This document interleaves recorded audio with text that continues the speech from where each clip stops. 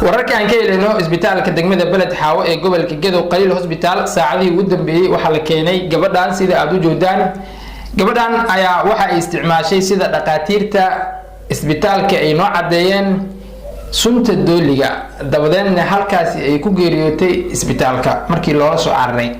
haddaba dhaqaatiirta ayaa waxay noo cadeeyeen gabadhani waxa ay isticmaashay ama sabab u ahaa geerideeda in ay tahay sunta dooliga.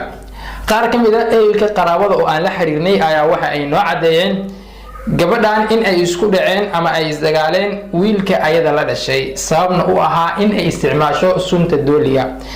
gabadha marxuumada iyo waxa isku dhacay wiilka gabadha uu qabo dabadeedna wiilka ayaa si xun u qaraacay gabadha asaga la dhalatay.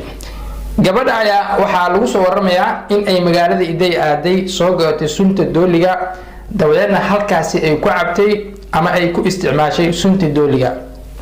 dabadeedna dadka ayaa la soo cararay isbitaalka weyn ee Qaliil Hospital.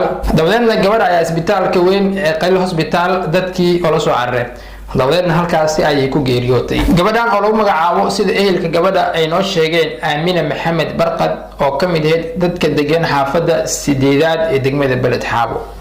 haddaba walaal u soo ducay Aamina Maxamed Barqad inuu Ilaahay subhanahu wa ta'ala jannatul firdaws al-a'la u geeyo.